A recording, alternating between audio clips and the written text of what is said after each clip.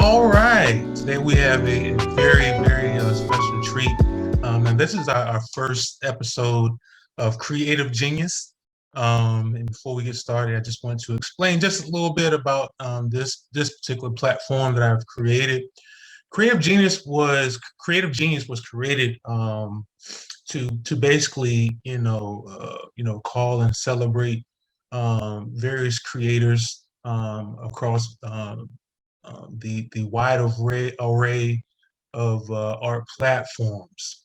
And so what we'll be doing on Creative Genius is just we'll talk to the many creators that are doing the work and that are busy in the community, whether it's here in Tampa or across the country, and we'll just explore what they're doing, talk about um, uh, the many accomplishments they've had in their art career, as well as things that they're doing now. And so today I'm honored to be sitting with a really great friend of mine, Miss Jeannette Bradley. I think me and you met probably, I think it was October, Oh, September, you're October. remembering the month. Yeah, yeah, yeah. September, October 2018, I do Oh believe. my gosh. Okay. I'm gonna Yeah. have to believe you there, but it seems like a long time. Um, because we're always doing things together. I have a Right. project, I call you, you're right there. So Right, I'm and vice always, versa, vice yeah, versa. yeah. And so, and many of you may not know that I am in the process of creating a private school, Rhodes Academy for the Creative Arts of Tampa, and we'll get into that at a later time. Definitely not the time to go into that, but we'll definitely dive into that later. Um, and so, Miss Jeannette Bradley was one of the individuals that I was connected with in the process of starting the process of starting Rhodes Academy. And she has been very instrumental on us, select the things. uh, yeah, it's across the board. So yeah, Miss Jeannette Bradley, how's your day going, Miss Jeannette? Day is going really, really well. I Good. woke up this morning and I had creative genius on my mind. All So right. I knew I had to get here on time. So I'm excited to be here to talk with you. Good. And thank you so much for allowing me to be your inaugural guest. Oh yeah, Uh, absolutely, I hope I live absolutely. up to the Oh, to the moment. we're not even worried about that. We know you will. Yeah, you would not disappoint.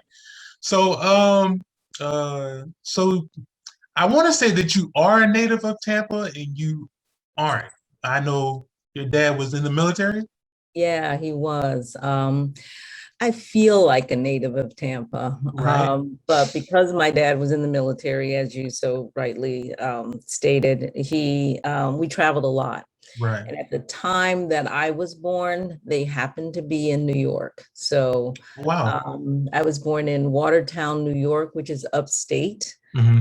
I was there maybe until I was 2.5 years old. And then we moved back down to Tampa, but it's not a place that we stayed because I have siblings that were born in other states as well. Right. But certainly, we always came back home to Tampa because this is Wow. where my mom and my dad were born. My mom in Bartow and my dad here in Tampa. So this was always home base. Right. Right. Now, what was Tampa like back in those days? I don't want to give away your age, but what was Tampa like? as you say, back in those days, I have to laugh. But I'm very, very, right now I'm looking up my, actually I'm doing ancestry.com. Oh wow. And Okay. once a week, my cousin and I, we go to the Church of Latter-day Saints in Brandon, Uh-huh. and we go through our ancestry, and we've traced as far back as the 1700s, Oh 17, wow. 16, 17. I think she might have gotten to the 1600s, but I'm right somewhere in the 1700s through the Bahamas in West Africa. So it's Mhm. pretty exciting. So history is important to me, and what things were like. As you asked me, even about Tampa, when I was in North Carolina when I went to first grade. Mhm. So I did not go to kindergarten. Don't know why. My mom did a lot of the You didn't go to education. kindergarten? I have no idea. Oh All of my wow. siblings went to kindergarten with me, and I'm But like, I you. feel like I missed out. But I do recall my mom always had, games and just things for us to do that was extremely creative. So I don't really feel like I missed out. But Right. every last one of my siblings, and there were seven of us, or six at the time, certainly went through that process, that complete process, but I missed out. So I'm in first grade in North Carolina, and my elementary experience was in an all Black school, in white schools on Mm. base because of the Hmm. military, Right. in an all Black school. And when we came back to Tampa, and then back out into white schools because we Hmm. were on base. Right. And the experience was just crazy. It was going to a school where everything was new and everything was clean and everything was just, pristine Right. on base. Right. Then coming back, and I went to Progress Village Elementary, coming back and getting books that were used and written up No, on, wow. and those kind of things. So the supplies that we got, and I kind of couldn't understand that. But one of the other things that I noted was that I was always ahead of the class when I came in. Huh. I was Not always surprised. ahead, and I Right. would win the spelling beans and what have you. But the difference was really stark in terms of the level of education that Black kids got in Black schools and white kids got in white schools. And Right. because, again, I was military, that's where integration happened first. And so I had the advantage of going in and out and really seeing those differences, which I believe has made a real impression on me. And it's one of the reasons that, as we'll talk about later, that I really focus on education Right. and not so much equality, but equity in education. Right. Right. And we've had plenty of conversations about that particular subject. Yeah, we really have, and that's why I'm so supportive of what you're trying to do with the school. So Right. Right. Right. Now, when did you discover that you had this gift of artistry? When did that come about? When did you notice that you were really, really gifted as an artist? Because I don't think many people, because that's not something you advertise. no, no, no, no. That's not something that you You, really you advertise, know, you don't grow up and says, "Hey, I'm going to be an artist," because if right? you do that, people are like, "Go Right, get a real job," right? right, right, So I think that I knew as I was growing up. But I remember I said, "Oh, I'm going to be a school teacher." And then later, when I got into high school, it's like, I have to get serious now. What am I going to be? And it was like, "Oh, you know what? I'm going to be somebody's secretary. I want to work in the corporation, blah, blah, blah." right. Black people, I think at that time, and this was the 60s and 70s, did not really have the dreams. We were going to grow up and go out and work for someone. Hmm. That's the dream, or Right, not work in right, many cases. But we were all going to go to college. For those who thought that they were, I didn't think that I was, because in my family of the seven, and I'm the middle child, I'm the first to have gone to college. but I didn't think that I was going to go. So I said, you know what, I'll just be a secretary. So I'll take shorthand and I'll take these other Not courses, but shorthand, I telling want your to age. make sure that I have, yeah, I am dating myself when I say shorthand. And sometimes it creeps into my writing from time to time. But I really kind of didn't pay attention to art, didn't take any art classes because Oh I knew wow. that I could do it, but Right. I didn't take any art classes Right. until I got to college. Really? And the way that I got to college was I was pretty good track runner, Mhm. and one of the coaches at another school, King High School, saw me one day and said, "Hey, you want to go to college?" And I said, "Okay," and that was that. Right. And I went on full ride scholarship track to HCC at the time. And Mhm. while I was HCC, I was liberal arts study, but I also took art Right. because I said, you know, I can do art, but you know, let me get some training in it. So I Right. did that, and then from there I went. I ran for HCC, and I, you know, I was just looking through my records, and I was looking through some records at HCC, and I was the national junior college champion in the 400 hurdles Really? for junior colleges. Yeah, back in the day, as you say. But and we were also the 4x400 national champions before I left. Wow. That was, you know, I forget about those things, but Right.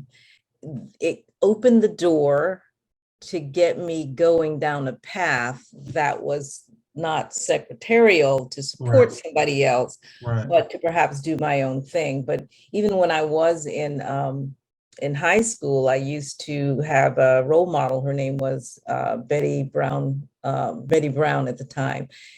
Betty Brown Wiggins, and she was my role model. She would just have me go to her house and help her out because she was very civic oriented. She Right. was fighting for Progress Village. They fought for sidewalks. They fought the gypsum plant that was a little ways in terms of the pollution that it was causing for the village. I would do the newsletters for her, and she was really grooming me to someday become a civic activist. Mhm. And sure enough, it seems to be in my blood. But Clearly. I have to do whatever it is that I do. It has to be for the betterment of Black people. You know, Right. I'm just going to get real about it. And I think when you do things for the betterment of Black people, you're actually doing for the betterment of all people. Mhm. And that seems to be something that I think most people don't understand, that when someone says, well, let's do this for Blacks, but if you can take care of the least of these, then certainly you are taking care of everyone. Right. And right now, as far as I see it, when I look at Blacks on a whole, we are the least. But in terms of my art, um, and I did art at Florida State as well. So when I left college, then I had to go get a job, a Right. real job, and it Right. had nothing to do with art. So I substitute taught for about a year because they were in dire need of teachers. And I was in a science class, and I had a science class for about a year out at East Bay High School. And then I coached their track. Um, and we did really well, you know, with East Bay High School track. And then I started working. In fact, I worked with Betty Brown. She started up a public relations firm. And again, she was my mentor when I was younger. I graduated from college, and now I'm working with her. So I got bit also by the entrepreneurial bug. Mhm. So here comes this art, here comes this civic activism, and here comes this entrepreneurship. And, Right. you know, little do I know that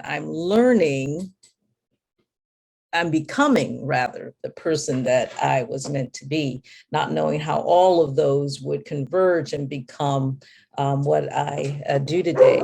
But I'm going to back up and excuse the dog And barking in the Moses. background. Yeah, that's Mr. Moses. Thank you. Okay, Um, sorry. but one of the things I think when I was when we traveled a lot as a child, one of those times in my life was spent during elementary was in Germany, Darmstadt, Germany. And I went to school on base, and I had a teacher that, because I was the only Black child in the class, and coincidentally, whenever I was not in an all Black class, I was always in a white class and the only Black child in the class. And it was kind of like, this is traumatic. This is extremely traumatic.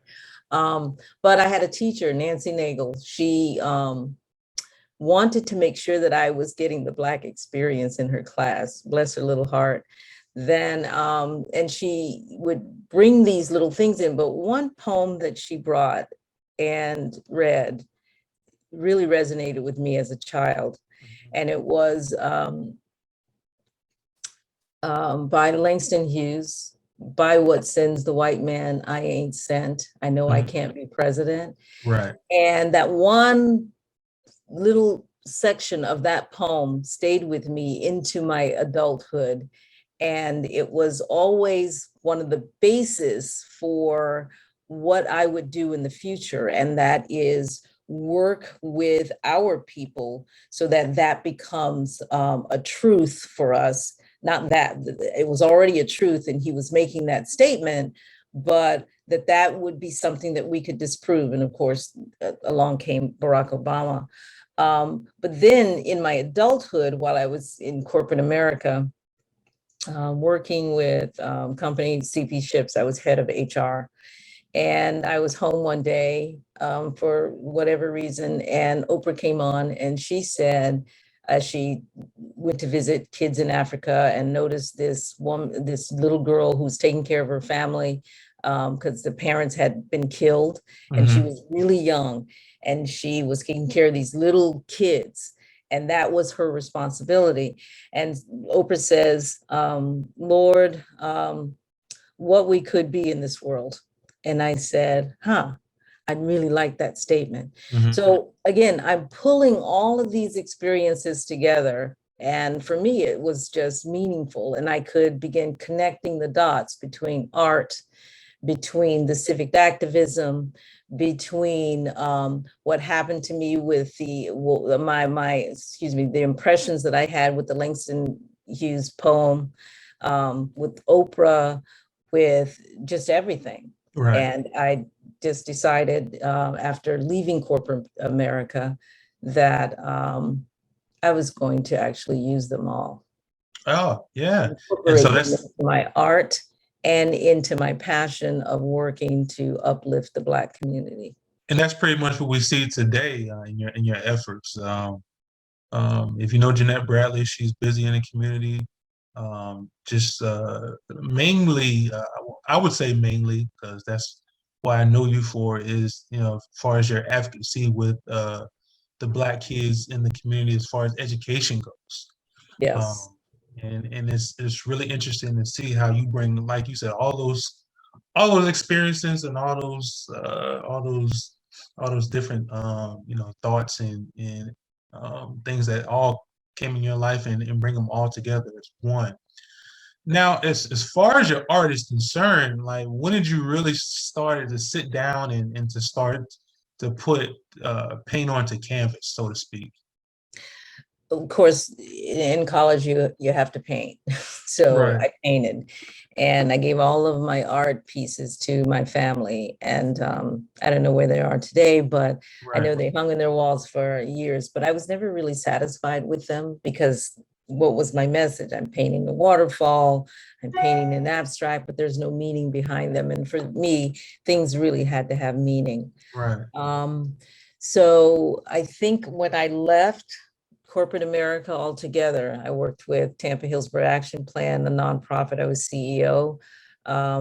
We created a wonderful business incubator out of and I love to take things that are thrown away or nobody wants or really has no value and make it valuable. And I right, think that too transpires into the work that I do with kids, that when people see that or schools, there is no value. I like to work with it to make you see the value and make them themselves see the value.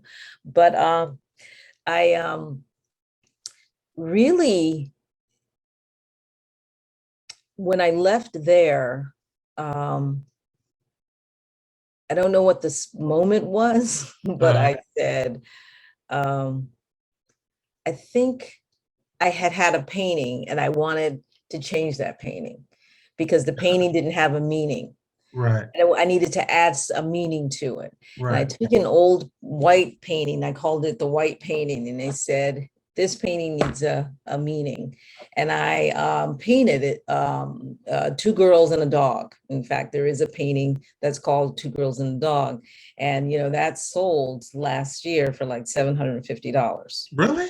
So yeah, it Oh was like, wow, so it was called Two Girls and a Dog, and Two Girls and a Dog really talks just really about, in fact, inspired by the often silenced voices of Black girls, and the challenges that they have, the impact of their unique experiences, and that nobody really pays attention to them. right, So I just wanted to bring the attention to girls. The dog made it in because there's Mr. Moses in the background, right, right? And I absolutely love dogs. So you'll see in Two Girls and a Dog, a little black dog that is Mr. Moses. But it really is about how we pay attention to the issues that our girls are experiencing in school. right, We pay attention to the boys, suspension rates, and whatever else. We're paying attention to everything else but the issues of little Black girls. So that sold. And I thought, I think there's something here. yeah, And I've been painting ever since. At the market yesterday, because I do sell my work at the Ybor Saturday market. right, We're there from 9 to 1. And that somebody said, I love your art because there's a social meaning behind it. right, right, And that is exactly why I do it. right, right, Because I can take my civic activism and the work that even I felt and did when I was with Tampa Hillsborough Action Plan, and I can put it in an art piece that hangs not only in Black homes, but also hangs in white homes as well. right, And what I like to say to people is, I do the art so that we can have this conversation. right. And when we have the conversation, I can I can I can create the narrative Mm-hmm. about Black people. Mm-hmm. Now, when we have waited for other people to create our narratives, it has caused us to be on the bottom of the racial hierarchy in perpetuity, it seems. But Right, since we got here on these shores, we have always been at the bottom, and strategically so. And as I said to one of my friends, she's Asian, I said, it's intentional. She says, you really think so? And I'm thinking, it's intentional that Black people are on the bottom. But we see, people will say, these rich white people doing well and what have you. But again, I can get into all of that. But the key is we have to have ways of telling our own stories I agree. and correcting what I'm going to say over 400 years of falsehoods that have created a disposition for Black people that have relegated us to the bottom, despite the successes that we may see in some. So when I look at that, because I said, yeah, there are some people that are pretty successful. There's some rich people out there, Black. But if you look at the rich folks, I looked at the top 10 rich white people in America and the top 10 rich Black people in America. All of the rich Black people in America, the richest being Robert Smith, 6 billion. Mm-hmm. Um, and the second, his name escapes me, and I'm mad because I said I'm not going to let that name escape me again. But Right. but they made their fortune, their wealth rather, in technology and financial investments. Right. Great. The other eight, and that includes Oprah and P. Diddy and all of those, Right. Jay-Z. created their wealth in entertainment Mm-hmm. and sports. Mm-hmm. What is that about? So then I said, okay, let me look at the top rich people in the top 10 rich and the in the white community. And I'm looking at number 10. And number 10 is, I think, Alice Walton of the Walton family, Walmart family. Right.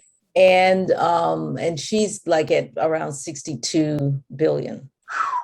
Now, our richest is 6 billion, and Right. that's technology, in technology investments. In fact, he's invested in technology. And the second one to him is around 3 billion. Mm-hmm. And then Oprah is around 2 point something million. But their number 10 is at 62 billion. The Their disparity, number yeah. one is, of course, I think it's Elon Musk at around just 89, 90 billion. So if we look at things relatively speaking, and you match our poor with their poor, our poor is poorer. You match their working class with our working class is poorer or more Yeah. poor. Yeah. And if you look at their middle class versus our middle class, and you keep going up the rung till you get to their richer, even our richest is way more poor than their riches. And that's the way that we need to look at it. So my art, back to the art, Back to the right. and my civic activism look at how do we break that mold that has been created for us such that we cannot go par or toe to toe with them at any level. We are always much poorer if you look at the relative levels. Right. If you're at middle class, compare yourself to middle class white people. If you're poor, compare yourself to other poor people. Right? Right. Don't compare yourself to Oprah, and don't come talking to me about that. So the art that I do, they all have social messages. I put these little stickers on the back of everything, even the original art. It's on the back so that you understand, as a white person, when you buy Single Girl, for example, you understand that inspired by little urban girls who find themselves the only one in the classroom. I'm drawing from my own experiences. Right. Later at the table where no one else looks like them, from their skin tone to the tightness of their curls and their hair. It is about raising little girls to own their African American heritage, to know who they are and what their worth is. This is what's on the art that Black and white people are buying, and they are paying, because the most expensive one that I've sold so far is around 1,500. Ooh. And the most expensive one that I have is around 2,850 right now. And I just haven't been able to get it out because I don't have a truck big enough to carry it. Right. So I like to do big pieces with big statements and with very, very social messages that point to the worth of Black people in America and our need to tell our own story. Tell your own story. Your narrative. The narrative. Yeah, and I'll say this: a lot of what you'll see too is there's a lot of newsprint in my paintings. I just take the newspaper, rip it up, and I stick it in the painting somewhere, and it's in their clothes. It's maybe in on their legs or something. And somebody says, "So the newsprint," and actually it attracts people. They love it. Right. But there's a reason that newsprint is there, and that is back to telling your story. The news media has not told our story in a way that uplifts us. It has actually been our enemy more so than anything else. Right. And that's across the board. Right. That even when we saw two examples recent, Naomi Osaka and Simone Biles, they get to the pinnacle of their careers. They go to the Wimbledon and the other one at the Olympics, and they say, nope, I'm not doing it, right? And the media comes in and says, this is what's wrong. We're mad. Da da da da da. She's choking. Blah blah blah. They're trying to tell the story about Black women, no doubt, right? So they're trying to tell the story, but this is what they have always Always done, done, yeah. and we have allowed them to do that. So we have problems within our community because people believe things about us that are just not true. So what do? They step up and they speak their own truths and they tell their own story. And suddenly mental health is something we all need to pay attention to, and rah, rah, rah, they're wonderful. That's what happens when we tell our own story and we take it out of the grips of the media, because Right. they are ruthless and they're only doing what this small group of folks that are in power want them to do. And we have allowed it, and now is the time for it to stop. So these little stickies that people find on all of my work tell the story and says to you, you're going to have to tell the story the way we want the story told. And when I talk about it to all the people that I meet at the market and anywhere else, they're ready to tell the story. I love it. I love it. Yeah, I love it's it. amazing. It's I love it. amazing. Love it. Now, you've had an awesome opportunity to be featured twice at our at two of our local libraries. Talk to the audience about those particular showcases that you've had a chance to participate in.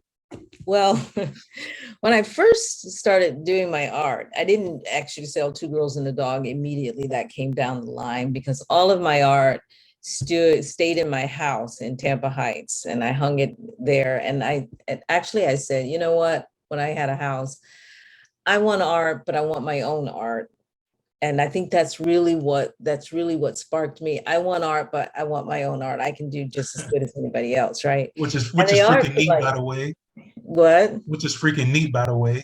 Well, yeah. So I said, huh, no. I was doing an Airbnb, and everybody would come and they would, comment about the art and blah, blah, blah, blah, blah. And it's like, yeah, it's just art, right? It's just me. And I just got a lot of feedback when people would come to the house, whether Right. it's friends, family, or what have you. And then one day I'm at an event at the Saunders Library, and I went to the library and said, hey, I noticed, I went to an art, somebody else's art showing or whatever. And I thought, well, if he could do that, I could do that, right? Right. Right. So I went and talked to the library and said, hey, I have art. And I'm a little bit nervous about putting it out there, because when you put your art out there, you are putting your soul out there, Yeah, well, I get it. the way that you think. So I'm a little shy about that Right. in this. But suddenly I'm like, I have art. And I'm thinking, she's going to tell me no, and I'm good with that. At least I tried. Woman says yes, right? We will show you art. Now I'm stuck. So sometimes you have to push yourself and get yourself in these situations where you can't turn back. I couldn't turn back. They showed the art. They were wonderful. That library, they took care of me. They took care of my art. It displayed. I got to do a reception where they put together the PowerPoint presentation for my reception of all my pieces. And I got to talk to the audience like I'm talking to you now about each one of those pieces, actually, and the social significance of each. And that was cool. So the bug was bitten at that point. I'm now going to say, I'm going to call myself an artist, right? There you go. A community activist slash artist, what Right. have you. And months later, maybe that might have been in 2019, I decided when Andrews opened for a while, and it's just such a beautiful library. It's just very modern and clean. And I said, I'm going to go and ask them. I want to show my piece. I love their little gallery piece. And I Right. did. And if you don't mind, I'm going to show you, I'm going to change my background. Oh, yeah, go And ahead. it's Sure. going to show you one of the backgrounds is what the presentation, virtues of virtual, da da da da da. And so this was I'll give you this one. This was the background. Can you see it? Yes, I can. Yeah, so this was it. And I Oh, liked it that so is well, of course. I amazing. That is amazing. Yeah, it's my business card actually. I use that picture on my business card. So I will go, that was during COVID, so my pieces hung there for a while. Right. And I will go back because I want to do a reception there. Right. Because for me right now, the art is a way that I can begin talking about Oh, right. what I experience in the schools Right. Right. and what we as a people need to do, but how we can best tell our own stories so that our children and those people that they're interacting with know a very new and different type of story. And it's not about one or two of us getting ahead and that being relegated through the entertainment and sports industry, but it is about our kids being astronauts and our kids being Absolutely. tech giants, being CEOs of tech giant companies and so on and so forth, biologists and all. There's so much that we can do um, I think in the future. But if I kind of feel like my responsibility as a baby boomer, as I am in as I like to say, my last trimester of my life, what will I do? Well, it has to be that I help change the narrative Right. and I help build a base for our descendants. I don't have any children, but then I have children, Right. right? Oh, And yeah. somebody corrected Plenty. me, like, I don't have any children. It's like, yeah, you have lots of children. And that is very true that I, I have a need to make sure that they will not live the lives that we did. And that is really feeling. And I would venture to believe this is true across the board for Black people.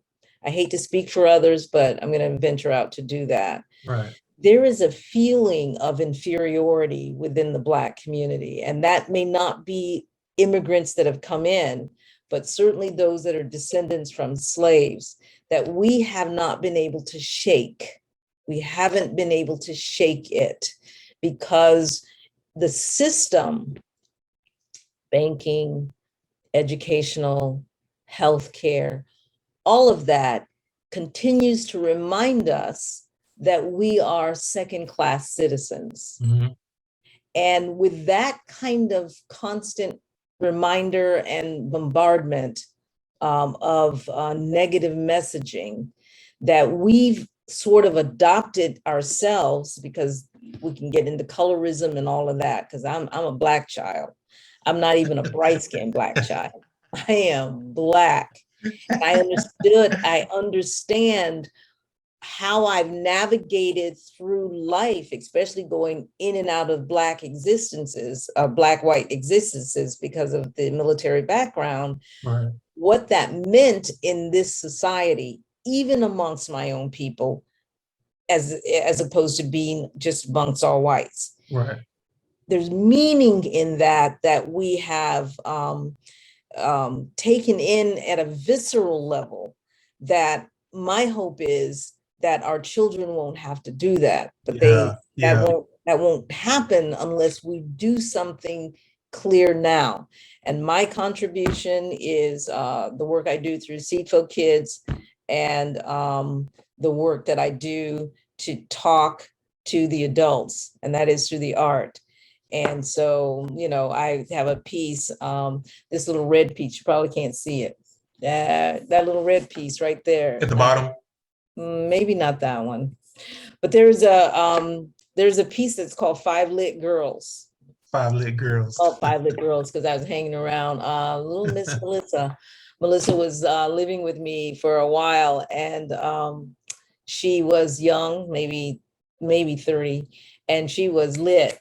And everything that she talked about, that's lit, that's lit. And I said, "Girl, I'm going to do a painting, and it's going to be about lit. It's going to be about lit girls." So I did this vibrant piece that is called, in fact, I only had two of them left yesterday, and they both sold. And it's become our logo for the business. One second. Okay. In fact, this one's going to Edison Elementary. I don't know what you can see here. You can't see that, can you? No, because of the background. So we're going to lose the background. Okay. Well, I'm not going to lose the background, but for the most part, it's a piece about little Black girls in their neighborhoods and their beautiful personalities and their vibrancy. And it's saying to those girls that your neighborhood becomes you, the culture, you're creating a culture that will stick to this neighborhood for maybe centuries. So what you do counts.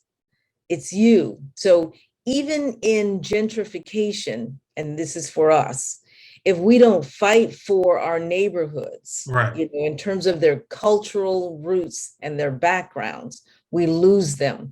And we lose a piece of ourselves. Right. And that five lit girls walking through, and you just see all of this beautiful color, and it's also within them. It's you create the culture, and now it's your job to make sure that culture remains, whether you continue to live in that neighborhood or not. Right. And that's pretty much what the summary says with the painting.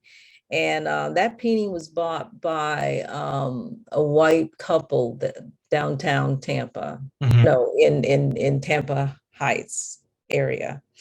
And it's as big as, I don't know what, 48 by, I don't know, something. Ooh. 48. And it hangs on their wall. Awesome. That is right. neat. With that message, right? And so when they talk about the painting, because they have the conversations with me, everybody has to have a conversation with me before the painting leaves. Absolutely. Right. And in some cases I take pictures. In fact, I do have a picture of her with that painting. And it's you must know, when you talk about this painting, you are telling the story. That's the key.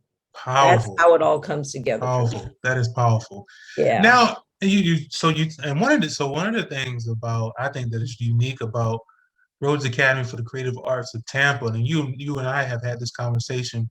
It is centered around the arts, but it also is centered around brand building for the kids and also entrepreneurship. Yes. Now, talk to me briefly about the entrepreneurial side, because there may be some art students that'll watch this who don't know that the art route has an avenue to be monetized.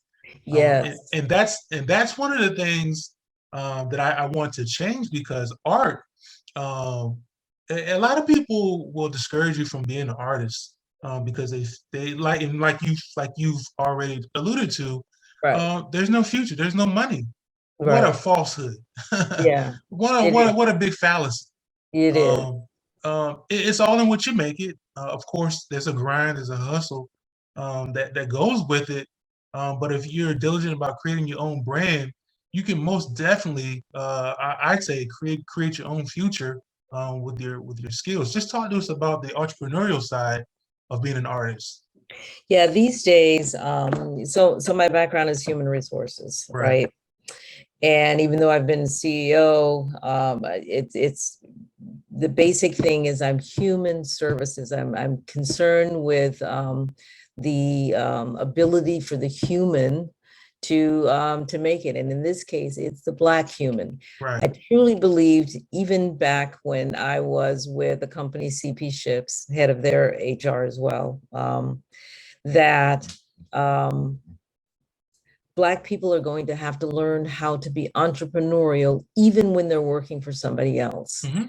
And that companies were going to evolve. And this was maybe 20 years ago, 15, 20 years ago, when I said companies are going to evolve where they are looking for folks who can deliver as if they're entrepreneurs under their own roof. So they're going to have to learn how to market themselves to that company as if you are Aaron D. Berry Inc. I'm Right. working for you. Here's the skill that I bring, and you're going to pay for this skill. And they call it the salary or what have you. So here you're going to pay for this skill until such time I feel like I need to go somewhere else. The tech community right now has that down pat.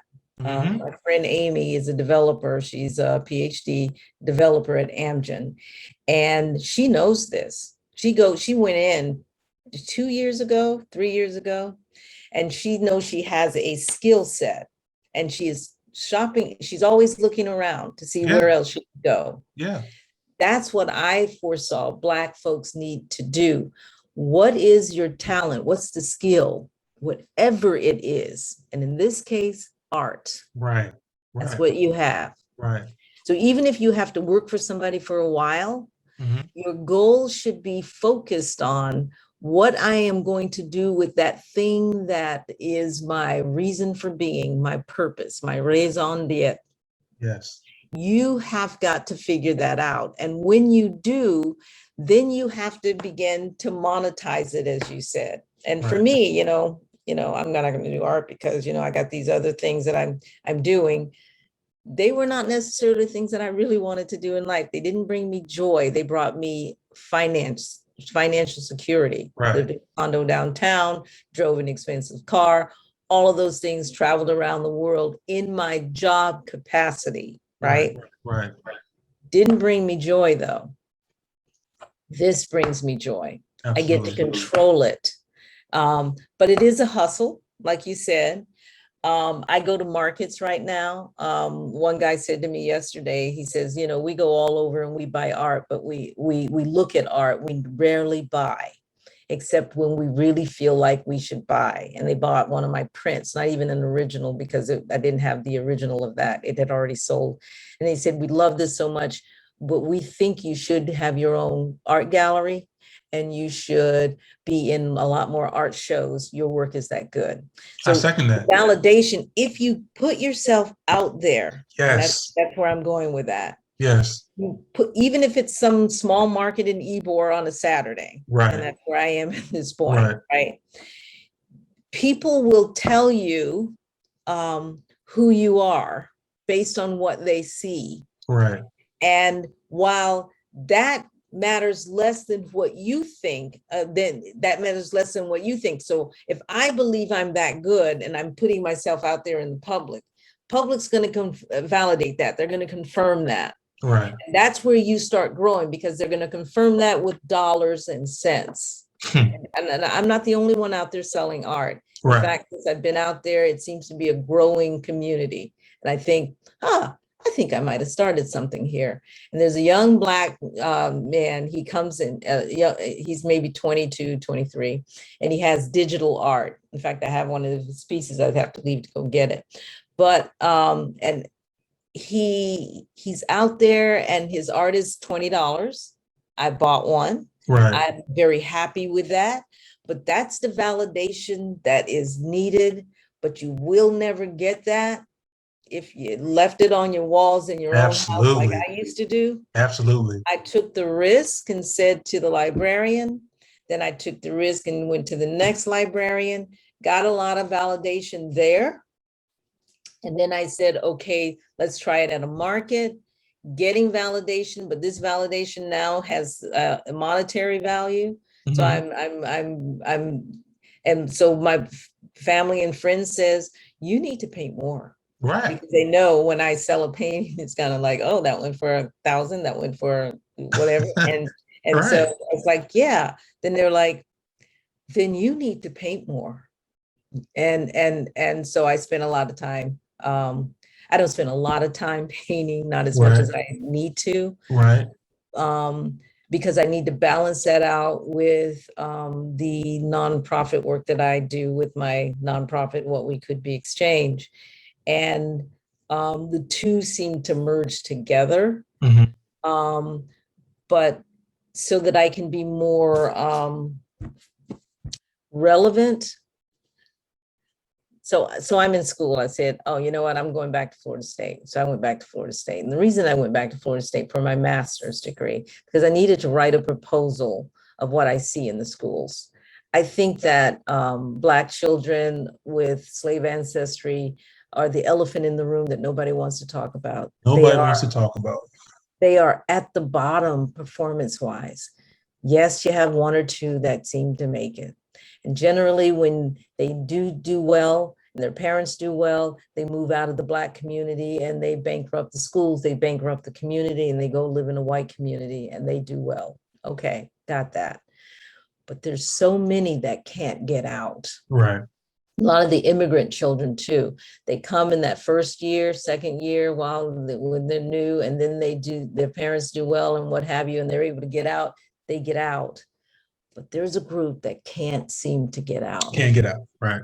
And they don't do well in school, and they don't do their life chances. I have a painting called Life Chances. Their life chances are diminished. They're the elephant in the room, even within the school district, who likes to tout numbers of improvement and everybody's doing well. And look at this, the proficiency levels are going up. No, not with that group. Right. I think that my paper, in fact, as I'm getting ready to formulate the paper right into hopefully a PhD, is to point to that and point to solutions that really get to the problem of children who are carrying their slave ancestry into the classroom and people and grown-ups into the workforce. Right. And why that seems to inhibit their ability to advance. And these are the things that I want to talk about in my paintings, or what I want to talk about when people are looking at my paintings. I want them to look at what is happening now and how that ties into the Black community, but not all of the Black community, a certain segment of the Black community. Right. Right. And that's what even we don't want to talk about. We as a Black community, because we're all, you know, the white community is segmented. You know, they've got the Irish and the whatever. You know, they've got the I'm from Europe, but they don't say Europe. They're like I'm you know, from whatever the country is, right? They have countries they can attach to. Right. But there's a segment of Black people in this country that can't attach their origin to a country, to Right. a continent, but Right. not a country. Not a country. Right. And so we don't know who we are. So I've gotten to West Africa. So that's why I'm facing back. I've gotten to West Africa. And but back then there was no probably division of the country. So that may be as close as I get to, but we'll see, because that's still out. But that's Right. important because in order for that certain segment of the Black population to truly advance, I talked about it before, the narrative has changed, but it has to be, they need to be able to connect to something. And, you know, I could go on in terms of what I think the solutions are, but I think that's a segment for another time, because it does take a lot of dollars and cents to, first you got to identify, but then to fix it.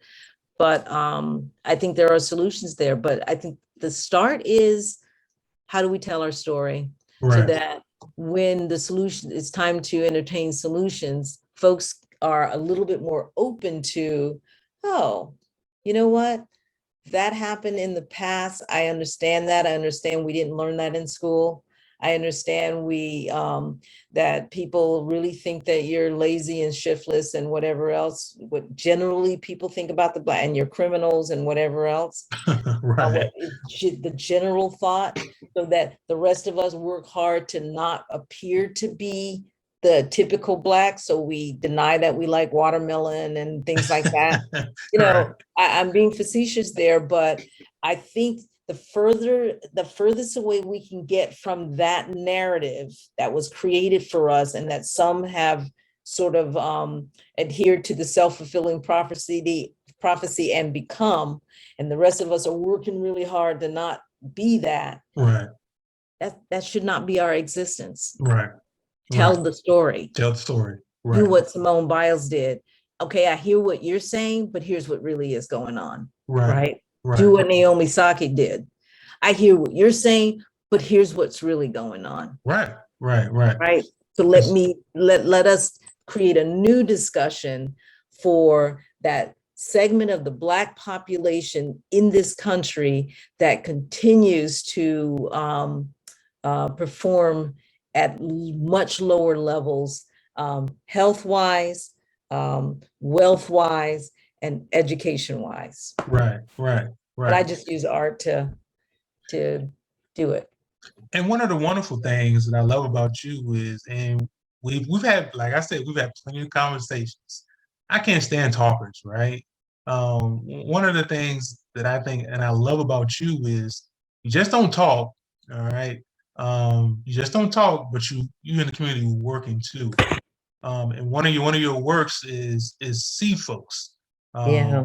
Yeah, just talk to the audience about see folks, what the mission is, what the goal is, what you guys are doing, and just talk to the audience about what see folks is and the work that you're doing with the school systems, with the kids, with the Black kids in East Tampa specifically. Talk to the audience about see folks. Well, the name of my company is What We Could Be Exchange, and Right. that's a take on what Oprah said years ago that I said, Right. oh, I like that. I'm going to use that someday. And so it's What We Could Be Exchange, Inc. The signature program is Seed Folk Kids, and that's really based on a story, a book, a sixth grade read novel by Paul Fleischman. And it talks about various immigrants in a small town that came together through a garden. And one little kid goes and plants a seed in honor of her father in Vietnam that she never met. She plants the seed in an old empty rat infested lot. Neighbors see that, and they one by one start joining, and this old lot then becomes this beautiful garden at some point, and the residents get to know each other. They were suspicious of each other before, like we all are with each other. Right. And then suddenly they became friends, and the garden just became this beautiful place. We see that as at CFO Kids, we see that as these Title I schools, what they're calling transformation schools, that these are the ugly old rat infested lots, so to speak. They're making D's and F's, and Right. the kids aren't happy, the parents aren't happy, nobody's happy, the staff aren't happy, nobody's really happy in these schools. So how do we take that same concept of planting seeds and then begin changing lives within that garden, changing relationships and changing lives? So we go into schools. We started really about 10, 12 years ago.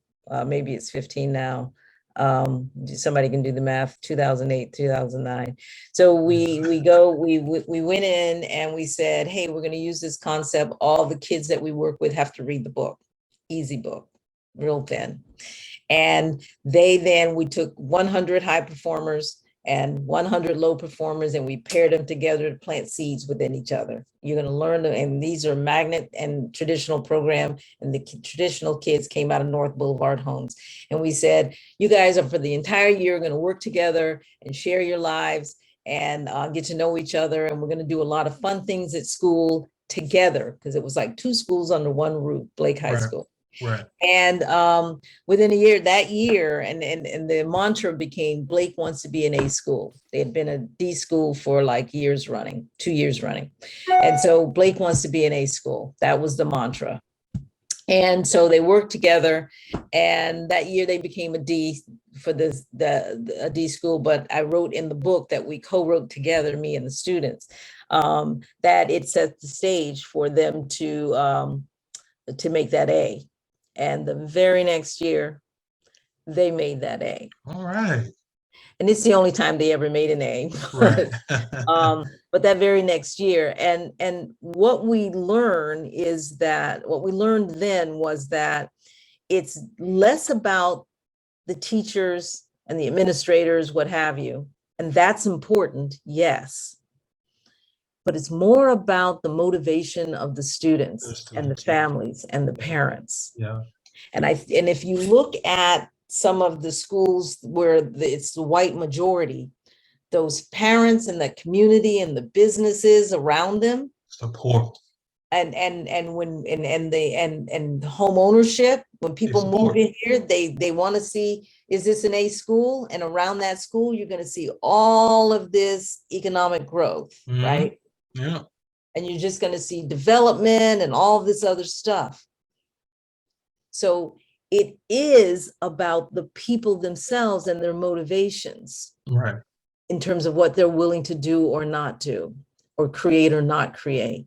So we go in and we work with students and we work with the families, and we begin, and now we're doing elementary. We were successful there. We saw it work. I went out, and it was at Tampa Hillsborough Action Plan. In between, came back after I left, or they asked me to go actually, but I left Tampa Hillsborough Action Plan because we created some really wonderful things there, and said, I think I'm going to go back into the schools.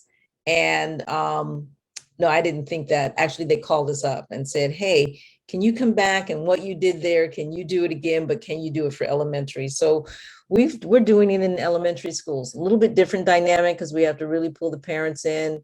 But it is really about the schools, the children in the schools, changing the culture, and making this their community that they're going to make better. And if they learn that in school, I'm going to make my school the best school ever, which is Right. how I felt when I was in high school, and Right. certainly in middle school. I'm going to make my school the best school. So I join everything. And so we get kids to join stuff, and we get kids to be leaders in the classroom, and we teach leadership skills. And we do that through the context of planting seeds. So we Planting create seeds. gardens, literal gardens on the campuses. We create those gardens, and the kids come and they have to care for the garden. They harvest from the garden. They get to eat from the garden, but they also have to create from the garden. Which I think is really And neat. that's where the entrepreneurial piece Right. comes in for them, because Right. everything we do has to have an edge of, now Right. what you're going to do with that thing that you made. So they've created at Edison Elementary, they grew jalapenos 3 years ago, and their challenge was, what are you going to do with all those jalapenos? Well, nobody's just going to sit and eat them. Right. So we dehydrated it, ground it up, and it became this spice that they then infused into the peanut brittle that we had taught them to make weeks before. And it resonates so well with the public that we sell it at the Ybor market. And the money, all proceeds go back into the program so that we can continue to offer it for free. And so now we started at Edison. We're also at Just, actually it's called the Riverwalk STEM Academy at Just Elementary. We've started a program there middle of last year. We're now going into our second year. So it's very satisfying, but it's kind of, and I can tie it all back to the art. So watch how I do that. So our message to the kids is, you are the creator of your environment. That's right. You get to decide what it's going to look like. And if you go to the 5 Lit Girls painting, I'm saying the same thing. Your neighborhood is you. You create that culture yourself, and the things you do, the things you make, the way you live, all of it becomes culture for that place where you are. So it could be positive or it could be negative. So we say that to the children about their schools as Right. well. It takes us back to Paul Fleischman's book of that community, of those immigrants coming together with all those different experiences and becoming one with this beautiful garden. So we're real thrilled about that program because kids have to use math and science because they have to go into the kitchen and measure stuff. They have to grow things and get the seeds down where it needs to go in terms of how deep it needs to go. They Really? have to measure that. They have to, so it's about taking this things that you learn in the classroom and we just find ways of applying it. They have to read recipes, all of those things. They have to participate in. And if you can't read or you can't do math, Right. then it Right. makes it a little bit difficult or then it Right. shows up. Right. And because we're at the schools from year to year, all year long, the teachers really get to know us, we get to know them, and they know which kids are in the Seafield Kids program. And we get to kind of exchange, this child's had a problem today at school, can you talk to them? And we do. We sort of become those surrogate parents too, right there on campus. It's just, for some reason, it's just all coming together really well. It's And not by chance. yeah. Not by And while chance. grants are great, and I've always had this philosophy, and it's probably one of the reasons why I'm not at that, is because I do believe in social enterprise. I do Hmm. believe that Black people need to, while grants are great, if you can figure out how to make your own money to put back Absolutely. into your own communities, that speaks volumes to the very people you're trying to help. You're not waiting for handouts, but you are using it just like, white people do. When those great big high rises and what they're doing even downtown on Channel Side, there's investment of the guys who are building it, but then there the taxpayer dollars that also they go and get to also help build it. Right. And so it doesn't hurt for us to understand that there's the investment that we need to put in, but also grants or whatever else can augment that. Right. But it can't be the thing. Right. It cannot be the thing. Right. And I had that philosophy, and I think that it did not work there, but I see it working here. Absolutely. Good. Yeah. Now you guys have a featured event each year. I know you guys didn't have it last year due to COVID, but it's back now this year. I enjoyed It this is event so back. much. You're Yeah. changing the venue, but talk to us about Jazz on the Lawn. So we are changing the venue. And by the way, we love East Tampa. We are in East Tampa, but we ventured out into West Tampa as well. So we're going to be more Tampa. Right. And we're also working with Sulphur Springs. But Jazz on the Lawn, we're nonprofit, and we think that ways of raising money from the community is important. And while we don't believe that we're going to we want to do a gala per se, which most nonprofits do, Right. we think Jazz on the Lawn makes more sense for us because we are a garden focused company, nonprofit that if we can pull community together on the lawn of one of the Title I schools or transformation schools, they're called, then we certainly can bring community or awareness to the plight of these failing schools. Right. Most people don't know that they need our help, right? Right. So we do that through Jazz on the Lawn. And this will be, as you mentioned, we've done it twice before. This will be our third one. And this year, instead of Edison, which is in East Tampa, Mhm. we will be at Just Elementary, which is now called the Riverwalk STEM Academy at Just Elementary, which is right next door to Stewart Middle Magnet, which is next door to Blake High School. They're like three schools in a row. Right. And they're so close that the actual venue will be on Blake's property on their practice track, which is on prime property. It's right on the river, literally. The Yeah. backdrop for this year will be the river, right? Awesome. Yeah. So it will be really awesome. I think it's going to be beautiful. What's really special too is it's our headliner is BK Jackson.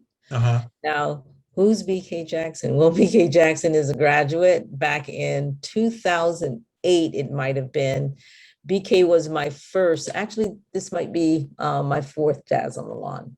My Yeah, because you did first one. Jazz on the Lawn was back in back in 2008. And BK was a student at Blake High School. And he was already growing popularity. And so he came. I held a function in my backyard in Tampa Heights. He came and he played on the deck. I got to go find some pictures or something to proof that that really happened, but it Right. really did. So fast forward to 2022, actually, because the event is March 12th, 2022. He's going to be our headliner. Now, he's now an international artist. He plays with something trombone, something, I forget the group that he's playing with currently, but he Right. does a lot of work on his own. But he used to play with Prince before Prince's passing. Oh, wow. Yeah, so he was a saxophonist with Prince and a lot of other folks that I don't know any of, but I will definitely make sure that it's written up in his write up. Right. So we're so thrilled to get him. It was not easy getting him, but we did. But we also have local artists on that day. David Bathen, Marlon Boone, Sean Marlon Brown, Boone. I T. like Marlon Boone. Fox, Right. Monique and Company. So all day we'll have Blake's jazz band playing, opening us up at around 11 o'clock in the morning. Before that, we have a charter school doing a drum line on the set. So it's going to be an all day uh, from 11 to around 5:30 of family fun, lots of vendors. It's going to be a really great day. And then we think that the third time is a charm for us. Yeah. And we're looking at around 750 to 1,000 people. We've given ourselves enough time to plan. Absolutely. So right now we're just looking for vendors and we're looking for volunteers. We're also looking for sponsors for the event, Yeah. but we're really excited. Tickets are $20 for general admission and $85 for VIP. Right. So this is a fundraiser. So we believe in raising money for ourselves, but we have so many great partners. And what they're doing with at Riverwalk STEM Academy is so great. They've only been in existence, the actual academy, for 2 years. Uh-huh. That we believe we have a responsibility to raise funds for anyone who works with us. So the proceeds will go to our program, Seed Folks, the after school garden, help us get garden supplies, help us pay someone who can always be there to maintain the gardens. Nothing's worse than schools that start gardens and then all of a sudden everybody gets tired or teachers move on and the Yeah. garden lays there unkept. And I think that's a bad message for our children and our families, that when something's broken, as a lot of these gardens that I see, when I kind of go to some of these transformation schools, they need to be fixed. And part of that is pay somebody to keep the gardens maintained. And right Yeah. now it's a volunteer force for us, but we would like to pay folks to do it. So some of our great volunteers are Diana Kyle, my ride or die. She is, Diana. yeah, she totally volunteers. She should be making, I don't know, $100,000 a year with the kind of input that Right. she has for this program. And Right. her background is in recreation at the highest levels. She is amazing. She's our chief garden Yes. person. Another friend that works with us, she's a landscape architect. She volunteers, Meg Whitmer. Just fabulous people that are always there. Amy Tenchimukchuk. I'm pretty sure I said that wrong. You try. It's You try.